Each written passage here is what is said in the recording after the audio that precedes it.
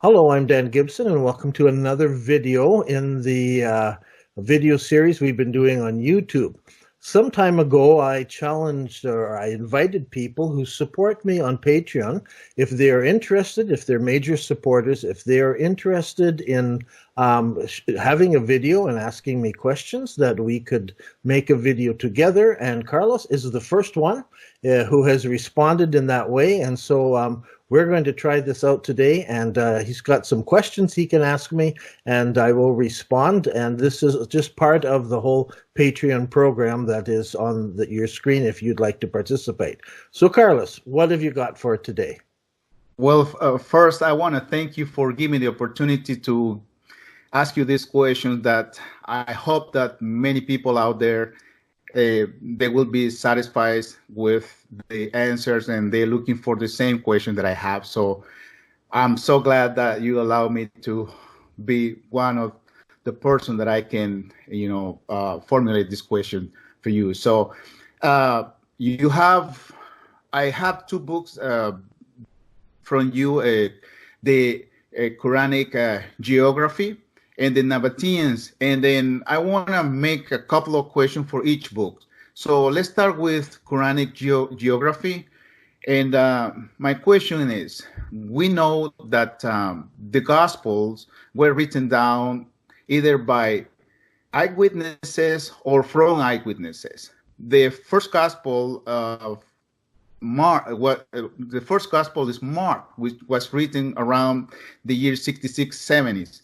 AD, and John was written around 90 and 110 AD. That is from the Christianity perspective. Now, from Islam side, we know that Muhammad was born in the year 570, and he died in the year 632 AD. Mm-hmm. Al-Bukhari was born around the year 810. Obviously, if the Sunnah and or Hadith, they were written down by Al-Bukhari, they were written down 200 years after Muhammad's death. So a man who was living miles away from Mecca or Petra, which is mentioned in your movie, in the documentary movie, The Sacred City, what are the implications or problems that you see that Al-Bukhari is writing Muhammad's life when he never met him or he never met any of the eyewitnesses? And it took more than 200 years to write Muhammad's Sunnah or Hadith. That's one of the questions that I have for you. Okay, it's as you can see, just in asking the question, it's a complicated topic. There's a lot to it. And so this is, I think, a question about the sources and how can we be sure it's an accurate source. As you said with the gospel, we have Mark and who was present. We have Luke, who carefully identified and was enters the story very early on. I mean, he met people who were eyewitnesses. So he is just one removed, and he may have been an eyewitness in some of the accounts. And so we have John, who is an apostle. We have Matthew, who is also an apostle, follower of Jesus. So these are people who were actually involved in the story. In Islam, as you said, the sources are removed. Now, when we come to someone like Bukhari, who you have, you've singled him out. We have Al-Tabri about the same time. Some of these books behind me, he has done. They did have sources before them. So the earliest source we have is Ibn Ishaq, whose book was lost. And, it's lost to us, the original manuscript. But a lot of it was retained by his nephew, Ibn Hisham, who wrote down a lot of things. He's only removed by about 60 or 80 years, so he is much closer to the sources, although his is a short book and we don't have nearly all the material that we find later on. So there is this problem of retaining knowledge. Now, Some years ago, I met a scholar who had come out to the Middle East, and he was working on orality and how accurate are oral, things that are transmitted from one to another. And so we took an example of an event that took place back in the 1920s and the 1930s. And I said, okay, I have some accounts written down by eyewitnesses. But these had a huge impact on some families. So what can we find from these families that we could compare? And it was amazing how close the news had been given from one generation to the next generation to the next generation. So this is what they were looking at. And Bukhari had a problem, though, because there were a lot of stories around.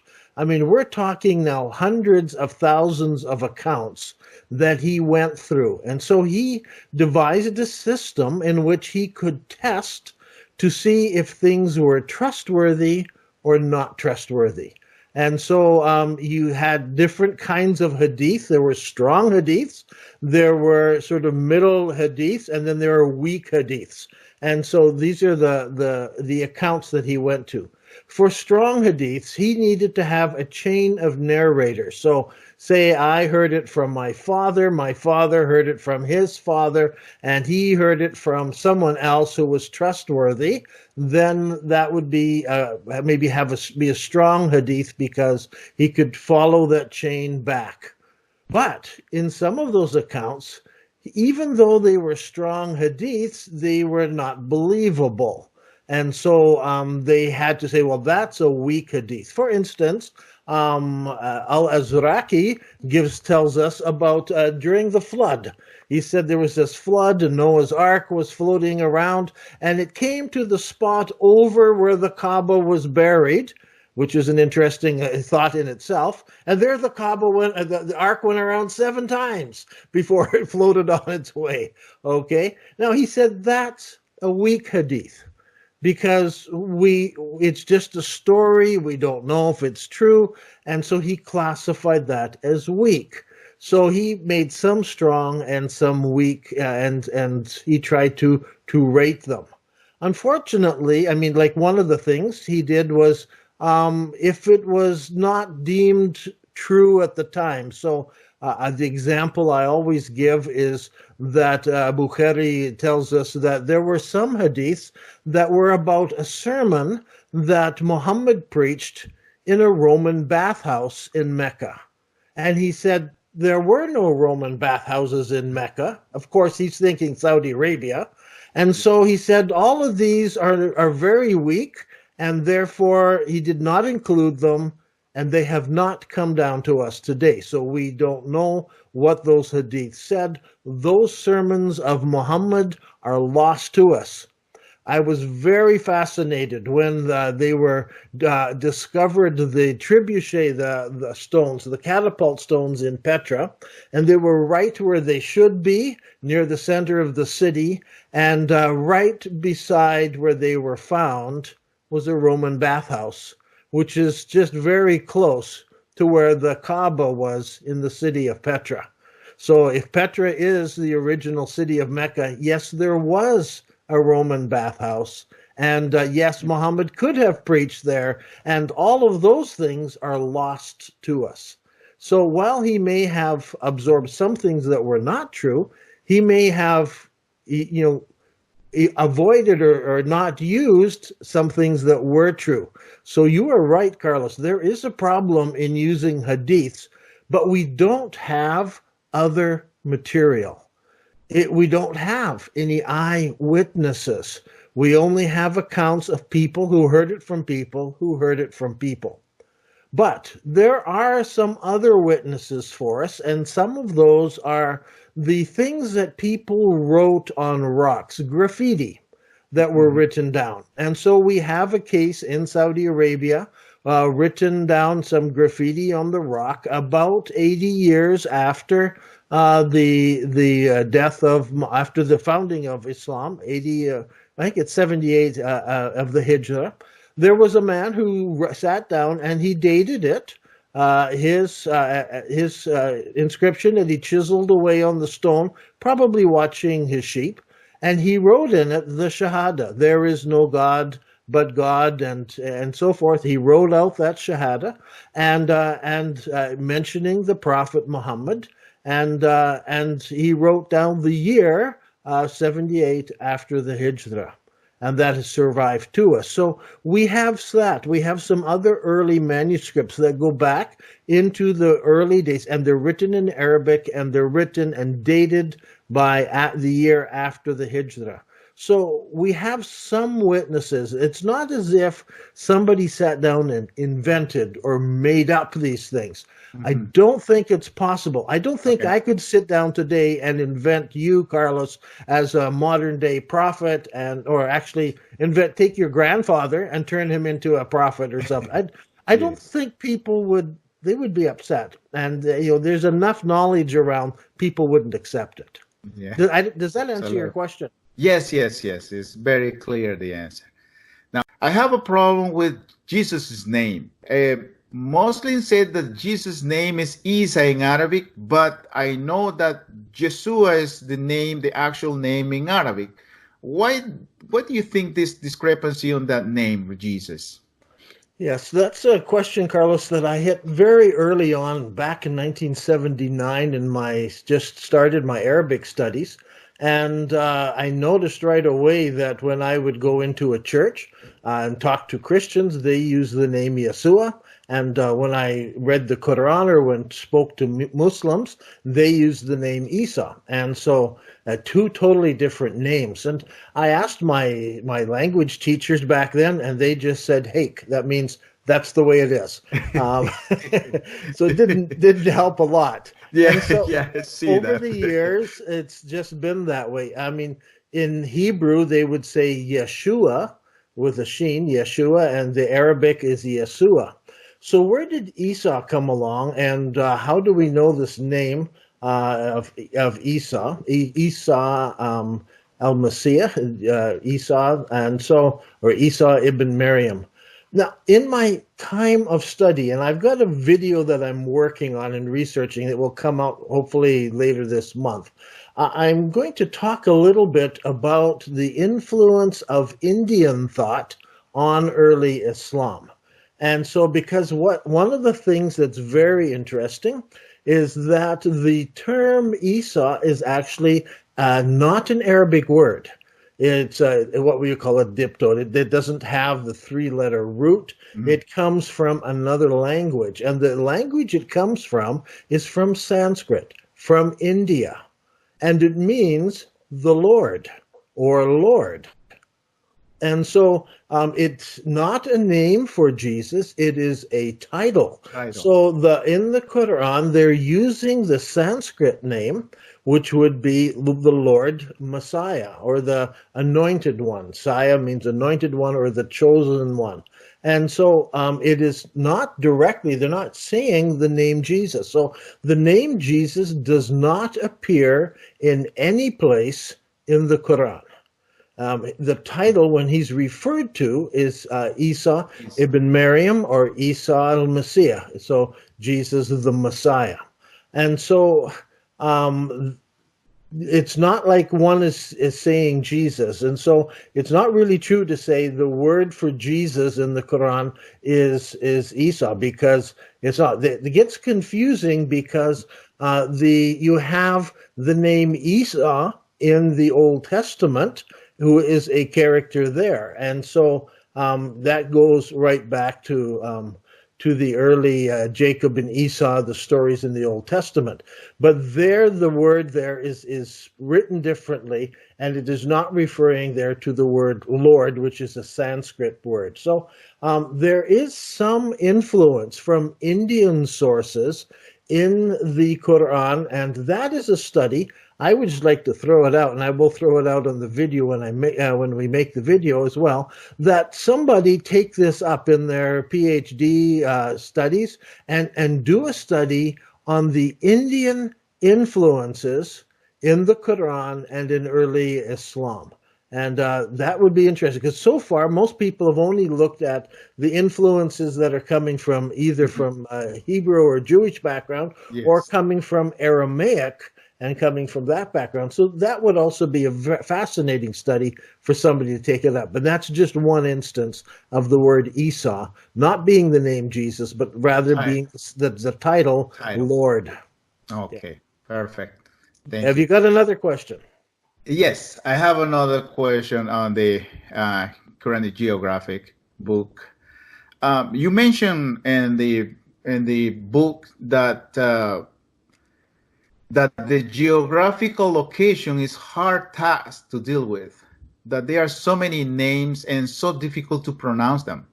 Also, there are many uncertain places that it's hard to identify, and probably with the actual name or with the name was changed.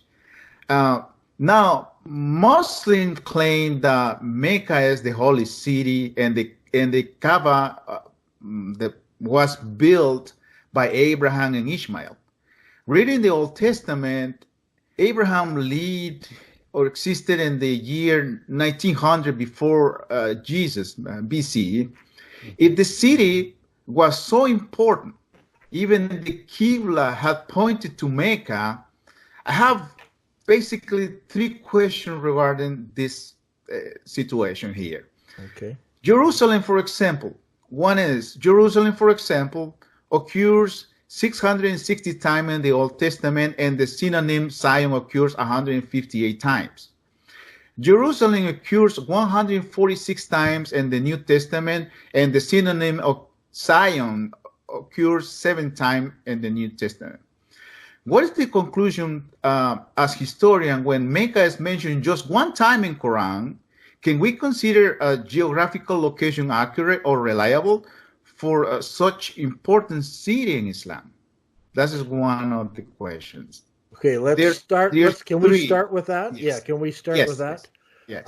This was a challenge I noticed right away, and so you get this in the opening chapter of my book on Quranic geography.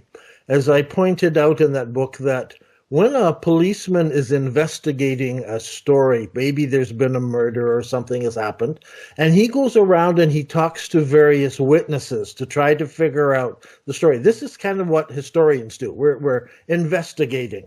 A policeman, and I have a brother-in-law who was a policeman. I mean, one of the things he's trained to do is to look for details. Mm-hmm. You know, if somebody tells you the details, does he know what time of day this event happened? If he said, I saw this, does he notice where was the sun in the sky? Was it in his eyes or was it behind him? Was there a shadow there? What was the noise like? What did he smell? What were the things? I mean, if the story doesn't have any details, then is he just making it up?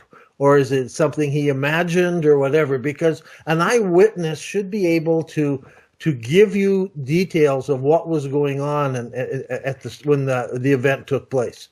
So when I go back as a historian, one of the things I look for are details.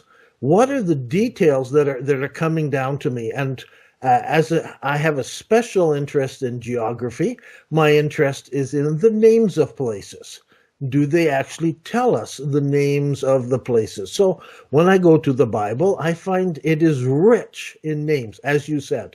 Not only tells me about Jerusalem many times, it tells me about Jericho. It mentions it. Then it says, Jesus said a story. There was a man traveling from Jerusalem down to Jericho.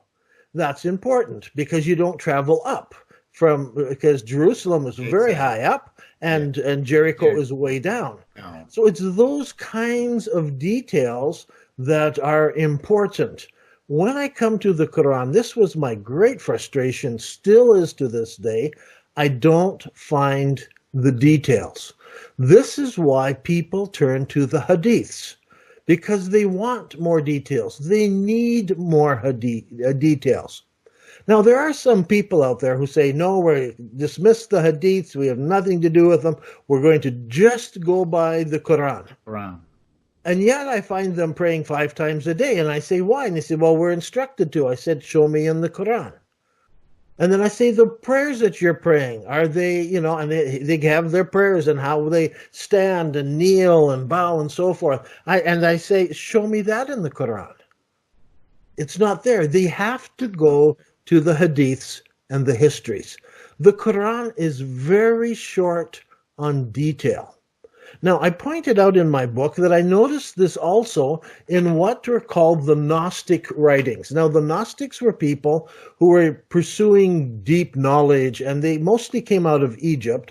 And so you have these, what we call the Gnostic scriptures. And these are different apparent stories that people wrote. What's interesting is when you come to the Gnostics, there's no detail. They barely mention places. They do mention Jerusalem and Bethlehem, but that's about it. I mean, the details are all missing. And so this is why the early fathers didn't accept some of these as part of the Bible, because when they came to them, they weren't full of, not full of detail. Some of the things they said in them were just things that people had said that were sort of gathered. There was like the story of Jesus as a baby making a bird and then blowing on it and the bird flies away. This comes out of Gnostic writings, which were not accepted by the early church and the early church fathers and even the disciples, and which were actually preached against by many of the people. Even Paul in the Bible and others talk about this Gnostic idea that's creeping in. So I struggle personally with the same thing that you have of where are the details in the Quran, and they're not there. And so I wonder, because the Quran is supposed to be a book that is given by Allah directly. Now, Allah was there. He saw these things. And so you would think that since Allah was an eyewitness, that he would have a lot more detail. But instead, he speaks to Muhammad as just a local person with knowledge. He would say, now, the people of the elephant. Well, you had to have been there to know about the people of the elephant, or have been a son or a grandson, because everybody else is like, who are the people of the elephant? And so if you didn't belong to that actual group, so what do? Muslims then turn to the hadiths and to the histories to tell them who are the people of the elephant, and who are the people of the ditch, and who are the people of the tangled woods, and who are it goes on and on and on, that the Quran is not clear on. It's difficult to understand. Yes. So I agree with you on that. Okay. I don't know if I answered your question, but I'm with you. I'm struggling. No, you did. Well, the other question on that segment that I mentioned is that if there's any Muslim source before the 7th century or after the 7th century where the name of the city Mecca is found. That is one of my questions on that topic. Yeah, I think I've explained this in the film. The earliest mention of the Quran is, I think, I should have had the book in front of me, in the Byzantine article. Well, Muslims will argue and say, well, the Quran says it, therefore it's the earliest. And yes, the word Mecca appears in the Quran once.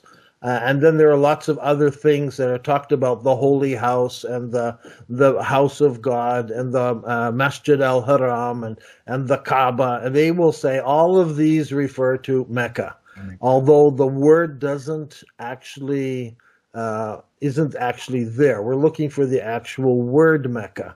And so it is not to be found except in Islamic literature. I think there's a Byzantine book, I refer to it somewhere, which is the first time it's mentioned outside of Quran, but this is several hundred years later. We have the same problem when finding a mosque that was oriented and faced towards Mecca in Saudi Arabia. I have looked and searched for an existing mosque. Now, people will say, well, the Mosque of the Prophet did. But unfortunately, the Mosque of the Prophet has been knocked down and rebuilt so many times that we have only the most recent building. And so we can't go by that. So I'm looking at some building somewhere that has existed up until now, where at least there's a foundation or something that we can tell that it faced Mecca in Saudi Arabia. Now, while I can find many that faced in different directions, and especially towards Petra and those first 70, 80 years of Islam, there's 20 or more than 20 of these mosques and these foundations exist. Not a single foundation exists that points to Mecca and Saudi Arabia. And that's why I made the film initially to let people know there is an issue here. There is a problem. Yes, there is a problem. There is a problem. We know that. Yeah, thank you for that answer that question. And the last one on this, the Quranic Geographic that I brought up before is, according to Muslims, Jesus was a messenger of Allah, and he was Muslim. So why he didn't not perform the Umrah or Hajj? Why he never mentioned in the Injils, what they call the Injils, Mecca as the holy city, or he never visited? And I would add to that a further question. Why is there no Shahada of any kind existing before the Prophet Muhammad? There is nothing, and I just released a video today, which maybe you haven't seen, called "Was Adam a Muslim?" And the question I'm asking is, and as I go back and look, because Muslims are asking about the people before, because they are told that Moses was a Muslim, and Adam was a Muslim, and all of these people were Muslims. But was Islam then the same thing that was revealed? Now, we have writings of the prophets. Many of them go way back, many of them 500-600 years previous to Muhammad. There are some manuscripts that go back 1,000 years before Muhammad. And so there are manuscripts that writings of the prophets, and in none of those, because I have read them all, and I have tried to collect as many things as I can, and try to be able to access and to know scholars and meet scholars who work in this area. Not a single prophet ever said the Shahada. Mm-hmm. Not a single prophet before Muhammad ever mentioned Mecca or the pilgrimage to Mecca. Mm-hmm. It's just not there. Yes. Now, the standard answer that my Muslim friends reply to me is that, of course, those books have been changed. And therefore, it was all taken out, and so it's not there. Mm-hmm. I then ask the question, who changed it? Mm-hmm. And when was it changed? Mm-hmm. Because we have manuscripts going very, very far back on some of these. And so, I mean, who made the changes? And I would love to see a manuscript that contains the wrong thing. Now, often they'll point to the Gospel of, is it Barnabas? The one that came out of Italy. It's quite Italian. And that's another whole story to deal with. But in that, it talks about barrels, buttermeal, and stuff, which were not invented until many years later, and which used aboard ships for sailing off to the New World and stuff. So here we have a very modern word, comparatively modern word, in the middle of this manuscript that is supposed to date way back and mentioning barrels which were not invented yet. So that puts that whole manuscript into question. Mm-hmm. And it has been questioned. The church has never, ever accepted it because it's something, because people do come along and try to write things that are apparently very old, and you have to go and look and study and judge them, whether they are old or whether it's some sort of fraud that was written later and somebody's claiming it to be old. So up to this point, I have never found any evidence that the early prophets practiced anything similar to Islam. In fact, all of the prophets pointed to somebody who was coming, and they were all talking about this Messiah. This Messiah who's coming. They're all looking ahead. They will talk about, oh, Egypt and woe on you and the sin you're doing, and then they'll have something about, now God's going to bring a branch, or God is going to bring, and they will always turn it to the Messiah and this person who is coming, in which the solutions to the problems will be, through that person. I find that's going through almost all of the books in the Bible, except the book of Esther, and that's the only one that's also not found in the Dead Sea Scrolls and so forth. But it's a very small book, and it's got very good things, and it's got some very good history in it. And it's not something to base your theology on, maybe, but outside of that, there are no references to this. So I don't know if that answers your question, but yes. The whole idea of the Hajj and the other things are mentioned in some pre-Muhammad material. But when they are mentioned, they're always mentioned in reference to the polytheists and what they did. And the polytheists went on this Hajj. And so there's even accounts of people who would do the Hajj naked, without clothing, and going back and forth between the two mountains during the time before Muhammad. And so the Hajj is always mentioned as a pagan thing, not as something that was part of what Abraham taught his son to do. That we don't find any teaching about that whatsoever. So I hope that helps. Yes. A lot. Who are these people? Who are the Sabian that are mentioned in the Quran? And I see that the Sabian has a very special status on the Islamic faith. Can you tell us if they are who are these people? That's a good question, and I'm probably not as up to date as I should be. There's a lot written about the Sabians. I know Al-Tabri addresses them in one of his volumes about history before the time of Islam. And so there are the Nasids and the Sabians and other people who are there. These are different groups that existed in the Middle East before the coming of Muhammad. So they date back into the 4th and 3rd and century. And so there were a number of tribes, I just want to point this out, that in Arabia were Christianized. Now they had become Christians long before Muhammad had come on the scene.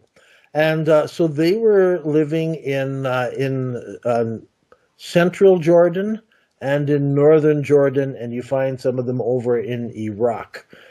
These tribes became what we call client tribes of the Byzantines. The Byzantines were part of the Christianized Roman Empire. And so they did not have very much of a military presence in southern or even central Jordan. They allowed all the policing and of the area and the controlling of the area to be done by the client tribes that were in that area. So they have these different groups that were given status and were allowed to control different parts and different areas for the Byzantine Empire. This is one of the reasons why when Muhammad began teaching, most of his opposition was from the polytheists.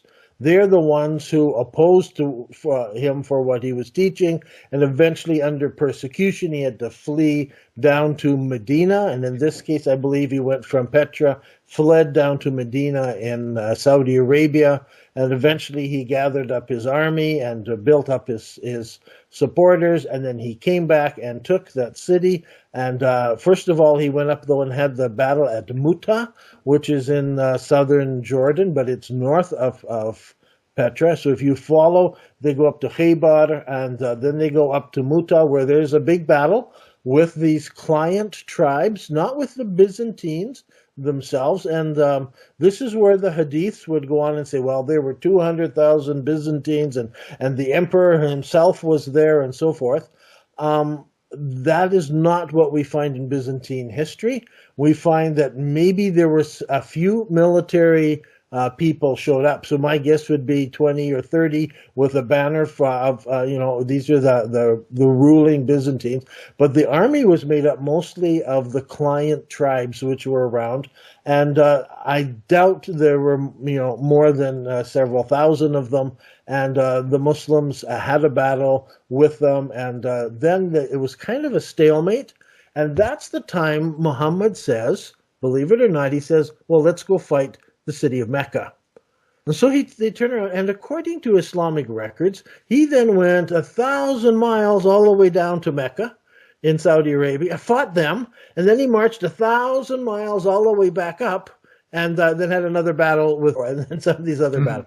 Well, if you look at history, actually, when we recognize Petra as being the city of Mecca and one of the names for the city of Petra, he just went 20 miles over here, had a battle, and came up here. That makes far more sense. That, yes. Well, he's got these men, they've been kind of defeated, and he's like, well, let's just go take these guys out and before we go back. So he got an easy victory there and then went back into the battle. So there are these different groups, and I am not an expert on the different backgrounds of different of these groups that were there. So I'm not going to be able to give you a good answer on the Sarsians and so forth. That is something you're going to have to dig and pull out in another place, because there are people who really specialize in the area of these Christian groups that existed at that time.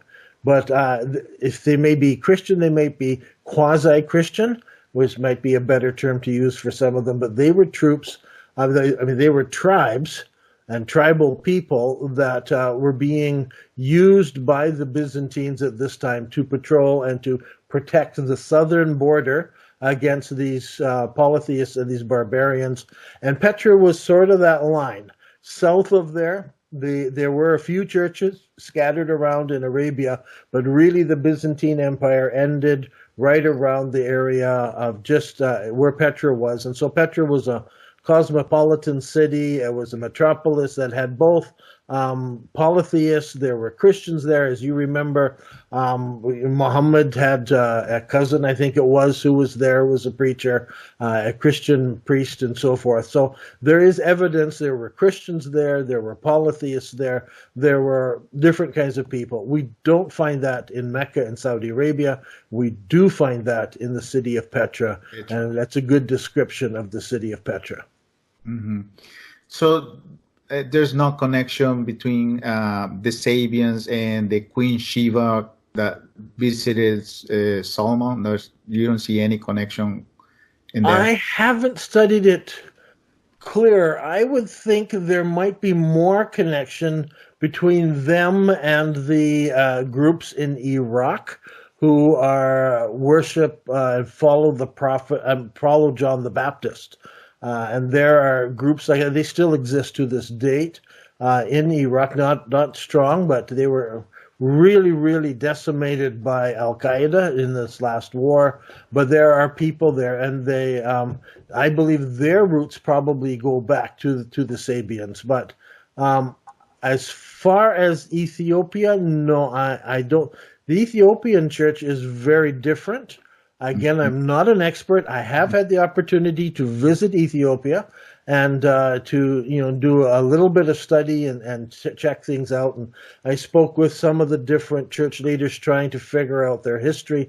I was particularly interested in the Abyssinia time, the kingdom that was there during the time of Muhammad. So it was not Ethiopia; didn't exist as a country.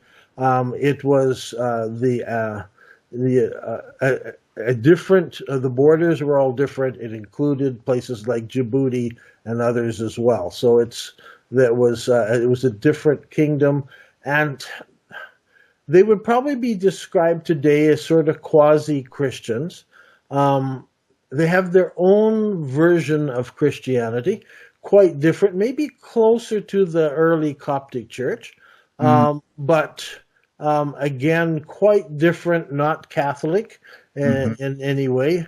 But and today the Virgin Mary is quite important to them, which wasn't the case, I don't think, back in the time of Abyssinia. So, yeah, that's an interesting discussion to have. Again, I am not an expert on this. I tried to find information, but it's not my area of expertise.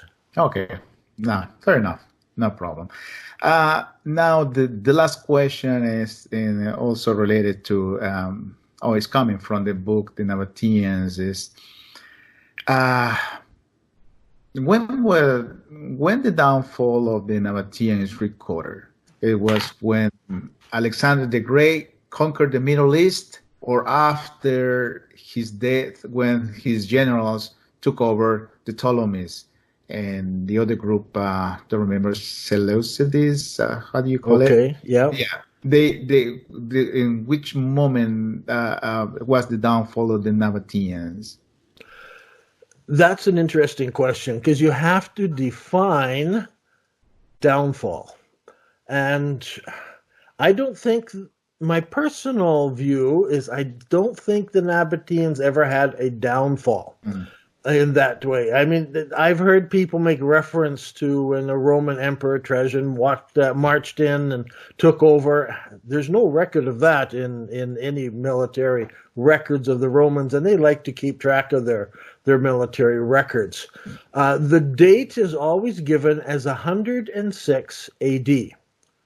So that's quite early from what you're talking about. The Romans, at this point, they take over the whole area of the Nabataeans. This is how to describe this. At 106 AD, the Nabataeans were a merchant empire. That's the important thing that I've tried to put across in the website, nabatea.net. And they just tried to give people the idea that the Nabataeans were more interested in making money than they were in military. And so they had a long history of buying off Roman armies. In fact, there was a joke in the Roman Empire that when, because every young general wanted to be posted to the Middle East, and he wanted to go down and oppose the Nabataeans. Because every time they did that, the Nabataeans just gave him a chunk of money, and that was his reward for going down. And then he was happy to be posted somewhere else, so somebody else would come down and threaten them. So they were very good at it, because they had a lot of money. I mean, they were just dripping in money, because remember, they controlled Palmyra, they controlled Damascus at this time. They controlled down to Petra. So all of the routes from the east, from India, everything that was coming from Indonesia, anything coming from those islands, anything coming from India, all of it passed through Nabataean hands before it reached Rome.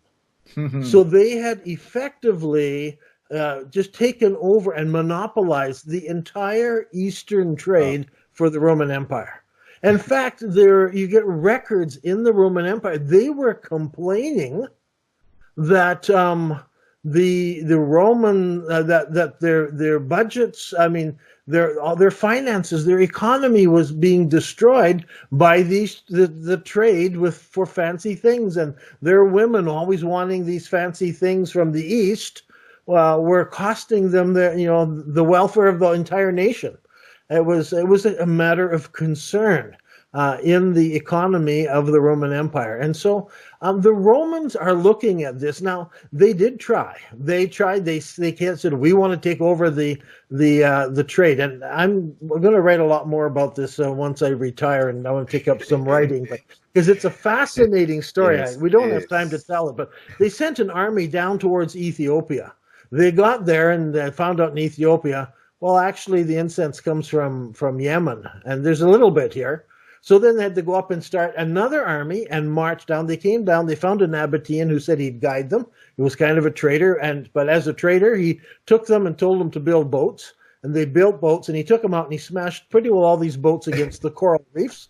So a few of them survived to the land, and then they set off, and he marched them right through Saudi Arabia, and one by one they died of thirst and starvation in the desert, till only a small handful of soldiers actually arrived in Yemen, and of course they weren't enough to conquer anybody, and they had to turn around and go back. So that's a fascinating story, but they never did conquer and discover the source of the incense that they burned in their temples, that they burned at their funerals, that they burned in every home, to all these different idols. I mean, there was this huge demand, and it was very expensive, and these Nabataeans just kept squeezing them for money. So eventually they came. The first thing they did is the Jews had a revolt. And so the Romans decided they were going to come down and destroy the Jews. So the army was sent, and it began destroying long before it reached to Jerusalem. They just started wiping out Jewish towns and villages, starting in Lebanon and marching their way down. They eventually, in 70 AD, show up in Jerusalem, and then there's that big war around Jerusalem, the fall of Jerusalem. So many people are killed, and that whole story there, it was a horrible time for people. Huge massacres took place. And in fact, Jesus foretold many of these things in the Gospel of Matthew's recording. He's saying what is going to happen, and be afraid of those days, and it's better you were never born, and so forth. A lot of this, the Christians were expecting something to happen, and many of them escaped from Jerusalem before the Roman army got there, because the Roman army wasn't in any rush. This was no surprise. They just marched along. So they went around the countryside after this. So by the time it gets around to about 100 AD, they are saying, we are going to take out the Nabataeans next. Mm-hmm. And the Nabataeans are very smart. And so the Nabataeans did something, and it's not written. Only evidence that I've seen so far is on coins. When the Romans took over Nabatea, they did not say conquered Nabatea. Mm-hmm. They did that in all the other places they went. And they would conquer, they would say, we conquered in this time. It says acquired Nabatea. You're talking to merchants. Now, what would a merchant what would a merchant kingdom sell themselves for? And I believe this, from looking at the records, that they bought Roman citizenship. We know at this time Roman citizenship was very highly valued. Mm-hmm. And so what happened is the Nabataeans moved from being merchants of the Arabs to being the merchants of Rome. And they became Roman citizens, and suddenly we find that Roman trade in the name of Rome is going to India, and now it is going to these places. Romans weren't building any new boats. They had just absorbed in these merchants who became the merchant class of Rome at the time. And then so suddenly you find, even in Italy, we find Nabataean temples. We find sources of Nabataeans living there, just on the port, just out near Rome. And you can find that on my website. You find Nabataeans moving into Alexandria and living there. And so they become almost like, maybe I should write a novel about this, but they could become almost like a secret society of merchants working within the Roman Empire. Just as later you would have guilds attached, you had the merchant guild, and these guys are all related by blood, and so they all move into the Roman Empire. They work with each other and so forth. It's a fascinating little time of history. And so Petra no longer is a very important place. All of the incense is being moved by boats. It's being loaded down in Himyar, and it's been taking around up the coast and dropping over up in the port city, like where Aqaba is. Then it's going over to Gaza and going over to Alexandria. And there's some trickeries going on, because the merchants were bringing this incense into Alexandria. And so they know exactly how much is coming. There it's being sold to the Romans. The Romans put it on boats, but the Romans had a problem because there were pirates. And the pirates came out and stole the boats, unloaded the incense in Gaza, where it was put on camels, and it came back into Alexandria and was sold again. And the same Arabs coming out of the desert. I mean, and so these Nabataeans, they're also pirates. And there are families of Nabataeans operating as pirates, stealing this stuff after, because they know exactly when they sell it and they know exactly when it's going to be shipped. And then they go out there and steal some of it and bring it back and sell it again. And they keep, so this is the kind of thing that ends up going on. And the Romans want to put a stop to this. And so they absorb these guys into the Roman Empire. And so the Nabataeans just disappear. The family, you look in Petra, you'll see halfway through building a tomb, they just walk away. Halfway through building some of these huge edifices, it's time to go. And up they go, they uproot themselves. They were trying to make Petra this splendid city that everybody would be amazed with, at their wealth and their opulence.